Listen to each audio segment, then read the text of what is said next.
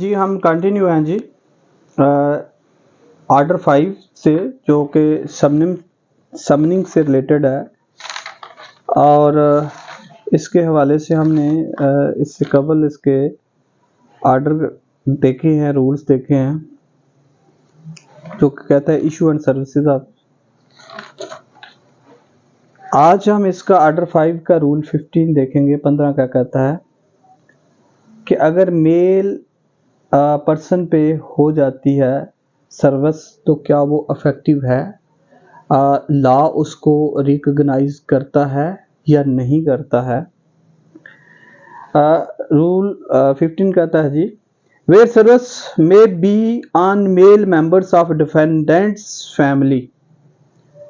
Female की नहीं बात कर रहा, मेल मेंबर की। तो फिर वो कहेगा उसकी एज कितनी है, उसका लिंक क्या है, उसका तल्लक क्या है। Where in any suits the defendants cannot be found and has no agent empowered to accept service। दो बातें करता है। पहली बात, डिफेंडेंट नहीं मिल रहा खुद इन पर्सन। दूसरा, उसका कोई एजेंट ऑथराइज्ड नहीं है। तो इससे कवर रूल्स कहता है ऑथराइज्ड एजेंट क्या होता है। तो यहां कहता है वो ऑथराइज्ड एजेंट नहीं है, तो फिर कहता है accept service of someone on his behalf, service may be made on any adult member of the family of the defendant who is residing with him।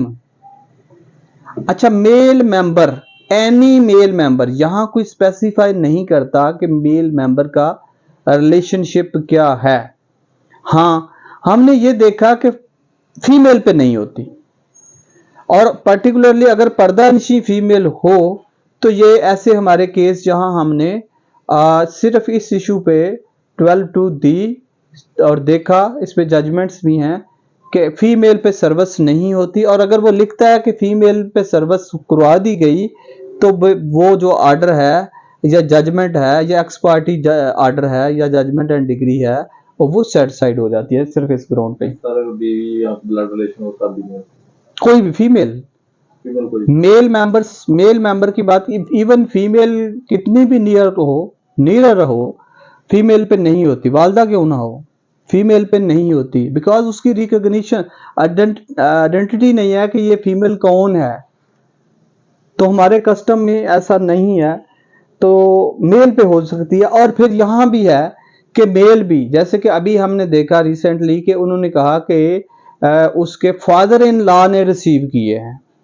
Father in law था लिखा हुआ, तो फादर इन लॉ गो के अब father in law जो है वो male member तो है, कल को रिफ्यूट भी हो सकता है। ऐसे रिश्ते हैं कि जिससे कहा जा सकता है कि मेरा इनसे अख्तलाफ है या मैं उनके साथ रिजाइड नहीं कर रहा, तो अफेक्टिव सर्विस नहीं है। कल को डिफेंडेंट ये प्ली ले सकता है कि ये सर्विस अफेक्टिव नहीं हुई, प्रॉपर नहीं हुई। आगे इसका जी नेक्स्ट रूल जो है 16 person serve to sign acknowledgement.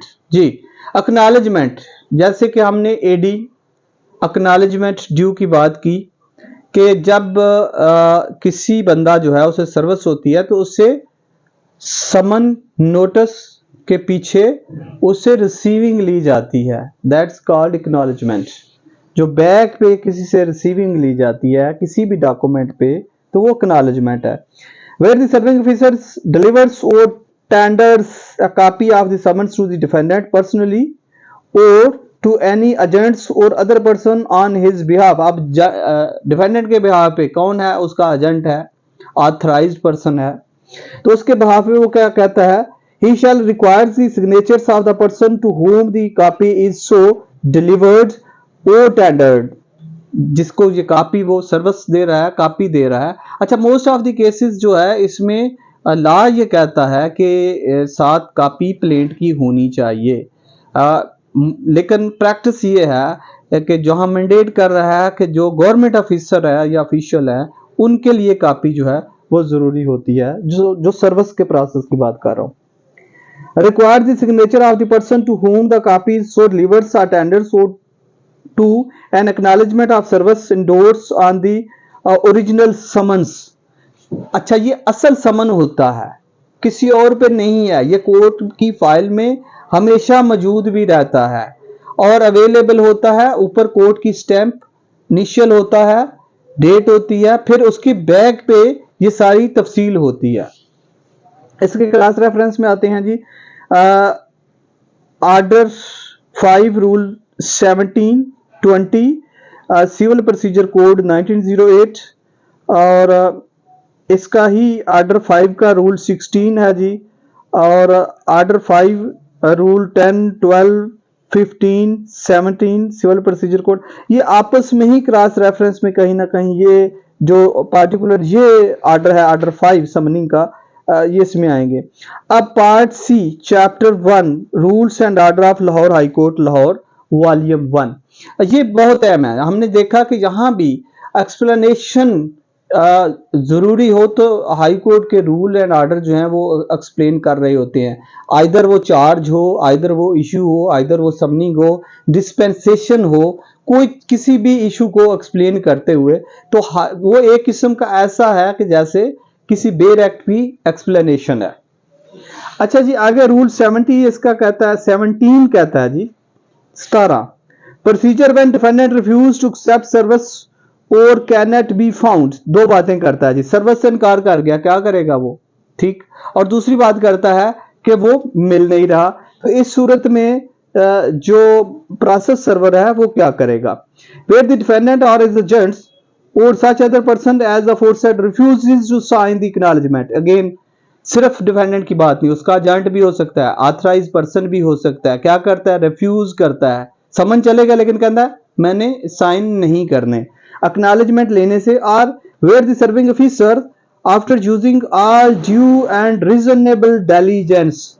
अब लफ्ज है due, due service, due process, due मतलब होता है प्रॉपर, लीगल, लॉफुल, सारी एफर्ट्स लॉफुल उसने कर ली। यहां से ड्यू से ये नहीं है कोई इलीगल है उसके घर में जंप करके चला गया, that is not a due. जो भी उसका तरीका प्रोसेस है वो ड्यू प्रोसेस है कि लीगली वो जाएगा और कोशिश करेगा कि रीजनेबल डिलीजेंस कोशिश करेगा, और can not found the defendant, इन सारी कोशिश के बावजूद जो है कौन सा है जी, सर्विंग ऑफिसर नहीं पाता किसको, डिफेंडेंट को, nor any other person on हुम सर्विस कैन बी मेड, या उसके ऑथराइज एजेंट को।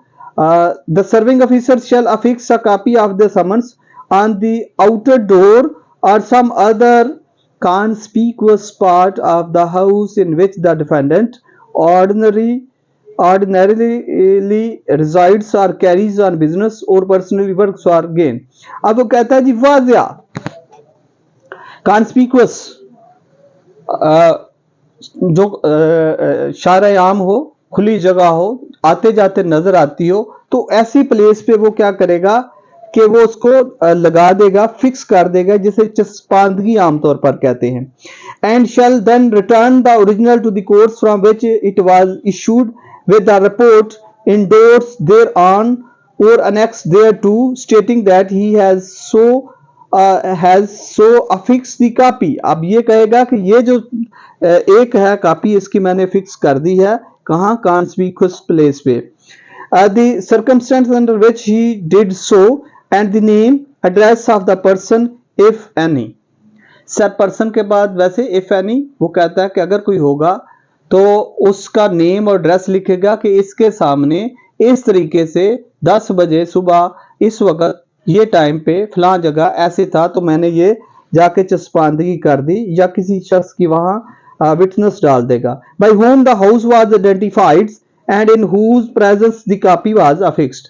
या जिसने ये बताया कि हाँ यही पार्टिकुलर डिफेंडेंट है, यही उसका घर है, तो वो ये लिखेगा कि फलां बंदा जो है वो मुझे मिला और उसने क्या किया, पॉइंट आउट किया उसके घर को, और देन उसने कहा और उसके सामने मैंने ये अफिक्सेशन कर दी, कहाँ, कॉन्स्पिक्यूअस प्लेस पे। अब इसको डील करेगा जी क्रॉस रेफरेंस में order 1 rule 5 10 12 16 19 civil procedure code 1908। आगे सर ऑर्डर 5 रूल 18 क्या कहता है, endorsement of time and manners of service. The serving officer shall in all cases in which the summons has been served under rule 16 endorse or annex or causes to be endorsed or annexed on or to the original summons a return stating the times when and the manner in which the summon was served, यानी किस वक्त पहुंचा था, कैसे गया था और कौन वहां मौजूद था या नहीं था, या वो जगह पे कोई भी बंदा ऐसा विटनेस अवेलेबल नहीं था जिसको वो वहां इंक्लूड कर सकता, उसको एज ए विटनेस स्टैंड कर सकता। And the name and the address of the person if any identifying the person serving and witnessing the delivery और टेंडर्स ऑफ द समन्स। आज 19 कहता है जी एग्जामिनेशन ऑफ सर्विंग ऑफिसर, बहुत अहम है जी, बहुत अहम है ईच पॉइंट ऑफ व्यू से, एग्जामिनेशन पॉइंट ऑफ व्यू से भी, प्रैक्टिस पॉइंट ऑफ व्यू से भी। अगर सिर्फ ऑर्डर 5 रूल 19 को कंप्लाई विद नहीं किया गया तो जजमेंट एंड डिग्री जो है वो सेटिस्फाइड हो जाएगी, प्रोसीडिंग सेटिस्फाइड हो जाएगी, क्योंकि सर्विंग ऑफिसर को जो वहां है उसका बयान नहीं लिखा, उसने कोई बयान फर्निश नहीं किया। तो इसमें ऑनरेबल लाहौर हाई कोर्ट की भी जजमेंट है, सुप्रीम कोर्ट की भी लेटेस्ट जजमेंट है। 19 कहता है जी examination of serving officers where summons is return under rule 17 the court shall if the return under the rules has not been verified by the affidavits of the serving officer and may, if it has been so verified, examine the serving officer on oath or cause him to be so examined by another court touching his proceeding and may make such further inquiry in the matter as it think fit and shall either declare that the summon has been duly served or under such service as it think fit। Again serving officer जो चस्पांदगी या notice करके आया है, again मैं बोलूंगा order 5 rule 19 कहता है कि उसकी एग्जामिनेशन जरूरी है। प्रैक्टिस में बहुत रेयर है कि उसको एग्जामिन किया जाता है, और अगर एग्जामिन नहीं किया जाता और एक्स पार्टी कर दिया जाता है तो ये सेटिस्फाइड हो जाती है। सिर्फ only the sole ground is this कि जो सर्विंग ऑफिसर है उसका कोई एफिडेविट नहीं है, कोई स्टेटमेंट नहीं है, कोई बयान नहीं है और वो कोर्ट के सामने। आगे चलते हैं जी क्रॉस रेफरेंस की तरफ। ऑर्डर्स इसका है जी ऑर्डर 5 का रूल 16 और इसी तरह है जी रूल 19 के क्रॉस रेफरेंस में आएगा rule 17 civil procedure code, order 9 rule 6 and 7 civil procedure code, order 20 civil procedure code 1908।